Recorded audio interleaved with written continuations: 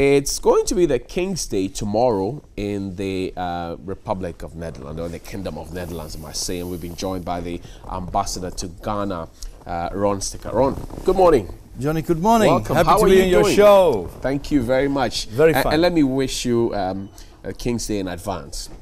Thank you very much. It's always a great day in the Netherlands. It's our national day. And it's special tomorrow because King's Day is the anniversary of the King. It's the 27th of April. And tomorrow the King turns 50. Wow. So it's a bit special. And that's the reason that we try to bring the atmosphere of King's Day in the Netherlands, which is an orange big festival with music, theatre, flea markets. People can sell on the streets what they want. A bit to Ghana, and this is the reason why we organized the Orange Week. We had photo exhibition, Portraits of Ghana, opened on Thursday. A very nice cultural festival at the embassy on Friday. And last night was a bit late. Wonderful Holland-Ghana jazz evening at Club 20. No, what it was 233. Plus 233. Yeah, Jazz great. Club. It was a great evening and a very interesting, I would say, interaction between Dutch musicians, including a singer, a great singer, and of course Ghanaian musicians, and they are always wonderful. Awesome. Awesome indeed. Yeah. What's in the color orange? I see it's very prominent in things of Holland and Netherlands. Tell me about it. Orange is Holland and Holland is orange.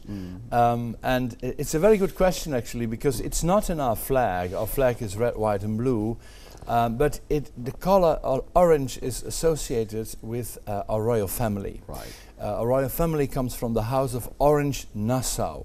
And that was a small state in Germany. It's quite a couple of centuries ago. And the founding father of our nation was William I, or William the Silent, as they called him. He was the Prince of Orange-Nassau. So that's the reason that orange is associated with Holland. Holland is orange, and of course, orange is Holland. Interesting. Not so long ago, the President, His Excellency Nana Akufo-Addo, has been made a chief, Ni Kwaku Ablade or Kujaman I. He's made a promise to rid the whole city of filth within his 4-year mandate. You have a program, the WASH, Water and Sanitation, that wants to tackle sanitation as well. How does that fit into any of your plans? I think it did, and it still does, and also for the coming years. We have, I think, a very interesting WASH program, water, sanitation and hygiene, and of course water is also Holland, and Holland is water. Right. And that's one of the pillars of what we call our Holland and Ghana Growing Together agenda, which is a bit of a translation of the From Aid to Trade agenda, which we have in a number of countries, in particular in Africa, countries in transition, countries which are developing themselves successfully, like Ghana. So in that agenda, WASH is one of the pillars. And we do a couple of things. Let me concentrate, for instance, on sanitation and on hygiene. For instance, waste is important. If you would like to clean a city, get rid of the waste. We recently opened a plant which is called Safisana in Ashaiman. It's very near, of course, to Accra, where organic waste being collected from the communities over there is being transformed into two things. First, electricity. I see. Everybody needs electricity. We all do. We all do. And it goes directly and immediately into the grid. It's about, I think, 2 megawatts a year. And secondly, compost. You get the compost out of it, which you can also immediately use for agricultural purposes. I mean, plants, flowers, growing anything. And it works. I've seen it. This is a pilot, let me say, in Ashaiman.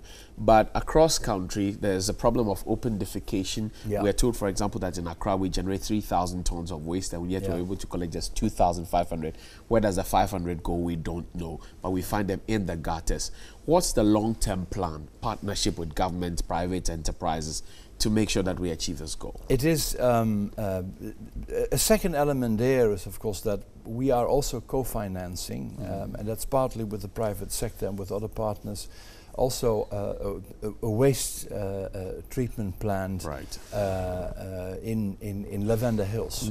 The first one, of course, I think the Zoomlion was opened last year, but another one will open this year, and I think this, of course, will improve the situation in terms of human defecation, etc. a lot here in Accra itself. Another rather disturbing image of Accra is the fact that people don't have access to toilets, and we're told of toilets at half price and other projects indeed. What's your plan in that direction? Do we have one? Yes, in both the project that I mentioned, there is one red thread. There's one very clear line. We try to work as much as possible with the private sector. Use our money, work of course with the government, but try to leverage also money from the private sector. With our WASH program in total, which is an investment of about 80 million euros over, I would say, 5-6 years, we have been able to get 60 million euros from the private sector. And the projects and the plans are also, of course, being implemented and constructed by the private sector. And because the idea behind this is nothing is for free. There needs to be a bit of profitability in an activity to make it sustainable. So that's an absolutely essential element. It is indeed. Let's move on to talk about food security, because food is man. I mean, Professor Abraham Maslow puts it at the base of that referenced Maslow's hierarchy of need. But there's galamsey in the mix, and we're told of how illegal mining affects our river bodies, if eventually the farmlands, and it will go to poison the foods if we don't take care. What's your plan for food security? As you have earmarked it as one of your projects. Oh yeah, let me first say, of course, that we support, I mean, by principle, but also for very practical reasons, the very strong determination of the government to end galamsey. I mean, I commend also the Ghanaian civil society on, and including the media, by the way, on what it has been doing recently to combat this phenomenon. Of course, it should be stopped because it destroys your waters, your environment, and whatsoever. As a matter of fact, one of our big water supply projects, which was recently finished near, Cape Coast, I mean, depends on intake of clean water, and I saw in person that the water was polluted, and that comes as an extra cost, of course, of the client. So that's a very good thing that it is going to be stopped. Of course, that helps also for food security, where we have also with, of course, the government, but also with private sector, private partners. 3 pillars: improve quantity and quality of production of cocoa, improve quality and quantity of the production of palm oil, and more vegetables. I see. You keep talking about private sector. What kind of support are you hoping to get from private sector? Say, in terms of percentage, what percentage is the Netherlands embassy providing? What are you expecting from private sector? Substantial. If I use the example of cocoa, cocoa is Ghana and Ghana is cocoa. It's the same thing. Production per hectare can be higher. It is relatively low here in Ghana if you look at other countries.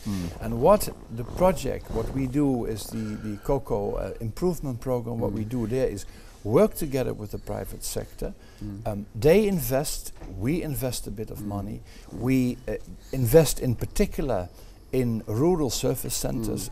They teach the farmers how to do better farming, how to use better farming practices, and how, therefore, by using these practices, of course, to improve productivity. These funds that are available, how do people access it finally? It is, we have been able, with a very successful organization, an NGO actually, it's called Asiedu-Dartey, to reach 32,000 farmers.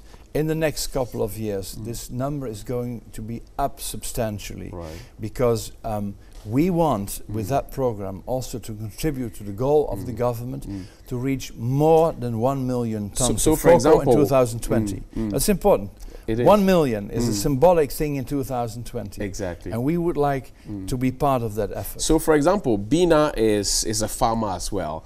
If she wants to assess the funds that are available for her farm and her Gary business, how does she do that? The Cocoa Board knows where this program for the moment is active. Asiedu-Dartey and the Cocoa Board, of course, know also where it's going to be rolled out in the coming years.